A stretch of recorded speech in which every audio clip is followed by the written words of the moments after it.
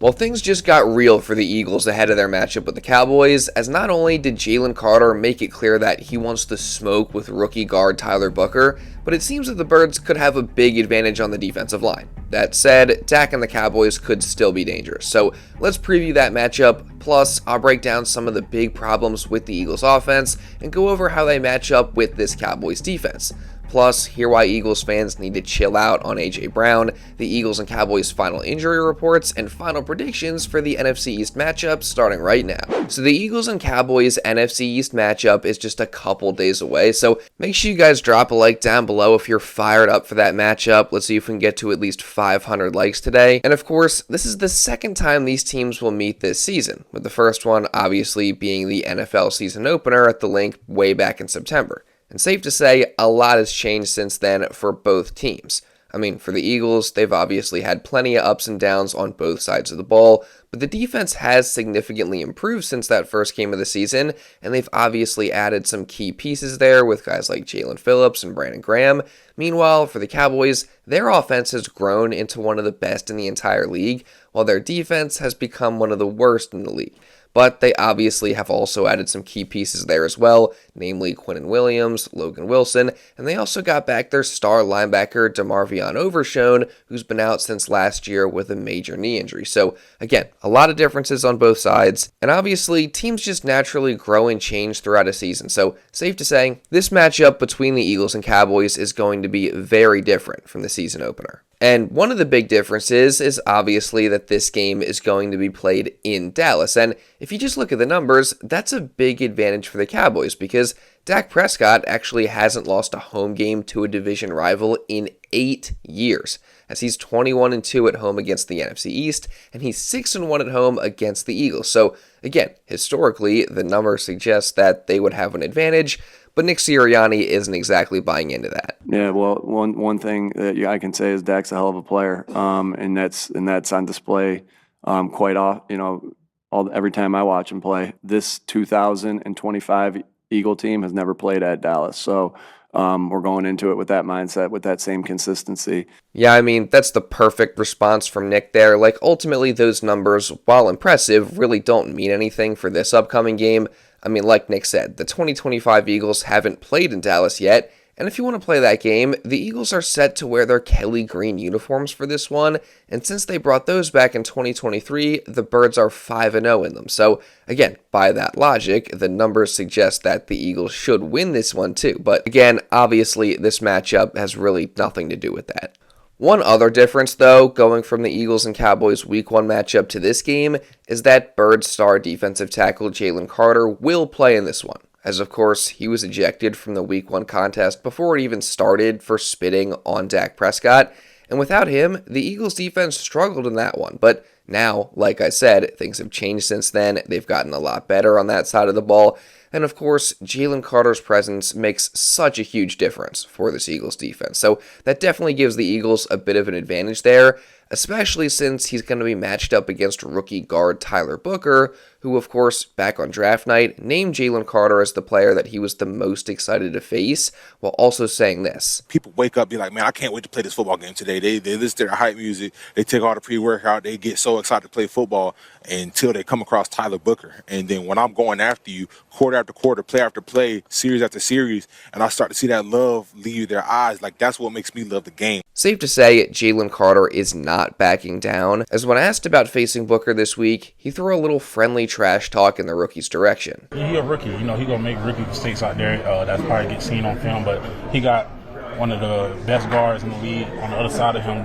He's probably learning from, so he's getting a little learning experience, especially with his O-line coach and stuff like that. But he's gonna get better every day. Do you like to lick your chops a little more when you go against a rookie? Nah, it's more of a it's more of a guy like who say he like to see the fear come out of people, and I ain't really got no fear. So we gonna see what's going on with that. Yeah, I mean, I don't think Jalen Carter is afraid of anybody, and I think he's just gonna absolutely dominate this matchup, especially since, as opposed to earlier in the season, he started to get a lot healthier as of late, and his game has gotten better as a result. Hey, whatever Vic say is right. Vic gonna keep it real with y'all. He keep it 100. And I feel better, working on conditioning and stuff like that, and it's showing up.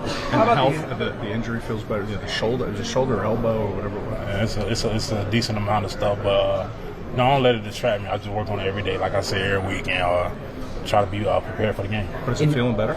Oh, yeah, it's feeling better for sure. Yeah, I mean, the Cowboys offense may present a really tough challenge, but one area that I'm really confident that the Eagles have an advantage is their defensive line matched up against Dallas's O-line. Not to say that the Cowboys offensive line is bad per se, but the Birds' pass rush and D-line play in general has really picked up as of late. And again, Jalen Carter has gotten healthier, and I expect him to win his matchups with Booker and others. And then you, of course, got Jordan Davis and Moro Ojomo, who are both playing at a really high level. Jalyx Phillips and Jalyx Hunt balling out off the edge. And Nolan Smith and Brandon Graham are rounding back into form. And that's all while the Cowboys have just the number 20 ranked pass blocking offensive line, albeit the number 2 ranked run blocking O-line. But still, just with the way they've been playing recently, I think the Eagles' defensive line has an advantage in this one. Overall, though, again, the Cowboys' offense is really, really good. I mean, they rank 3rd in yards, 1st in passing, 12th in rushing, 2nd in points, and are towards the top of the league in pretty much every major area.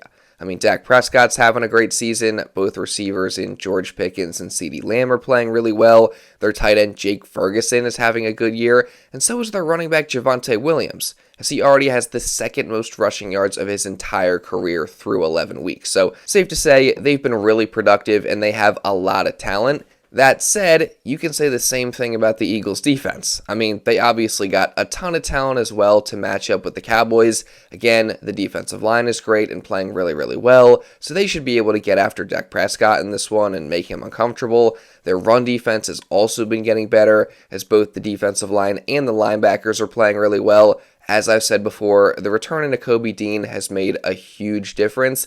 And then the secondary has improved as well. I mean, guys like Adoree Jackson and Andrew Makuba have gotten better, which is huge because Jackson obviously really struggled in that first Cowboys game.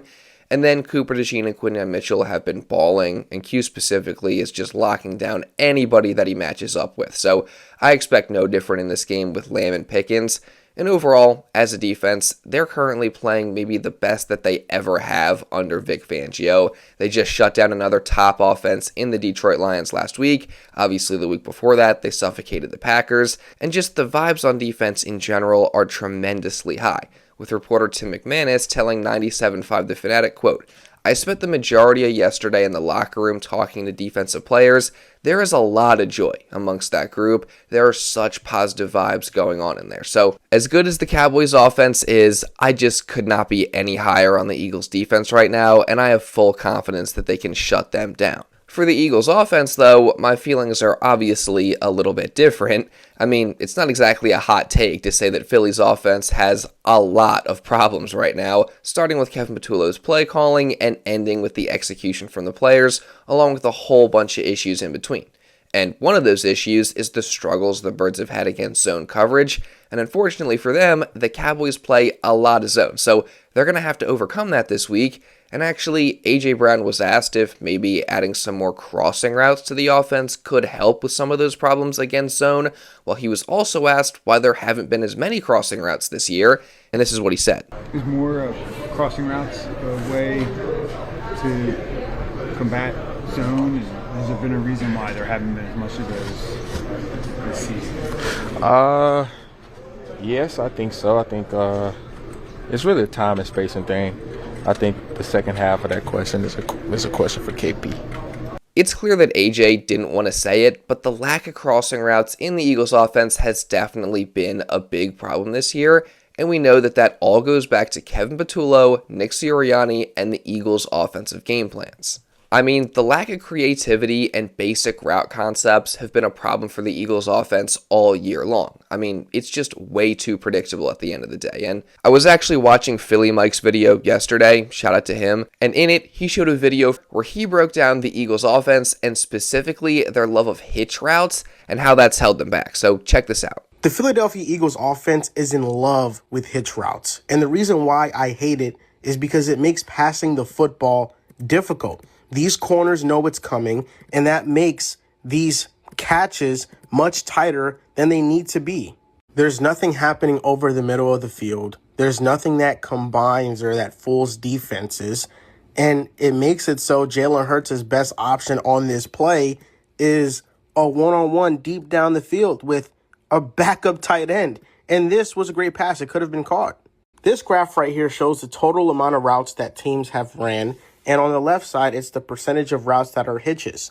The Eagles are by far and away the team that run the most percentage of hitch routes in the NFL, and it's not even close. But surprisingly, this isn't something new. Nate Tice from Yahoo Sports posted A.J. Brown and Devontae Smith's hitch route percentage by year. League average is 16.5%, and since 2022, A.J. Brown and Devontae Smith have been above those numbers. Since 2023, their hitch route percentage has been above 20%. The only time it wasn't was in 2022, and that ironically was their best offensive year. And why hitch routes can be detrimental to an offense is because it limits the amount of yak that you can generate. There is a direct correlation between the teams that use the most amount of hitch routes on a percentage basis and the amount of yak they generate.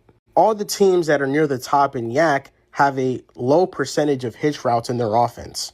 But I want to make it clear, this isn't something new in the Eagles offense, because in 2025, in 2024, in 2023, they ran hitch routes at a high percentage, way above league average. Again, shout out to Philly Mike. And I think that just goes to show you how simple and basic the Eagles offense really is. I mean, a lot of the time, it seems that the offense consists of hitch routes, go balls, routes in the flat, maybe a slant or out here and there. But again, it is just so basic, and there is such a lack of creativity, and that's a huge problem. And not only is that on Kevin Patullo and his play calling and his game planning, but it's also on Nick Sirianni, because he's obviously been the common theme over the years. And again, you saw it there. This hasn't just been a problem this season. That said, I'd still say Patullo's the main issue, because with better play callers, these problems haven't been as bad or as noticeable, but Nick also did choose Patullo, so it goes both ways. Regardless, though, the Eagles offense just has to find a way to change it up and get these problems worked out. And, as much of a long shot as it may seem, we've seen them have success before. I mean, Saquon talks about it in his press conference on Friday, and the 2 games before the bye week, and in that Giants game in particular, it looked like they had really figured things out. But these past 2 weeks have obviously been pretty terrible. But the good news is that they have a great opportunity this week to get right against the Cowboys defense that has been one of the worst in the NFL this year. Although, to be fair, again, they have added some talent, with Quinnen Williams in particular being the big name. He's a heck of a player.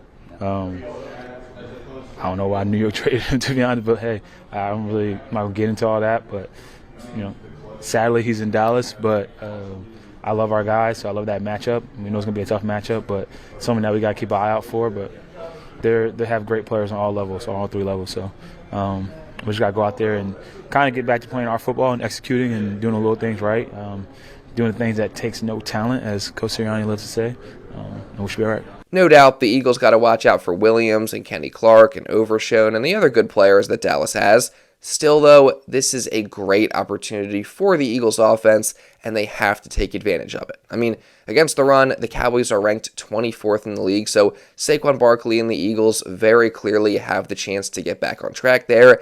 And then against the pass, they are even worse, as they rank 30th. So, obviously, it's been rough the past few weeks. Again, the route concepts are bad, and there's been a lot of criticism thrown at Jalen Hurts and A.J. Brown specifically, but this game could be the chance for them to shut that down, and also, hopefully, Kevin Patullo and the coaches finally make some changes.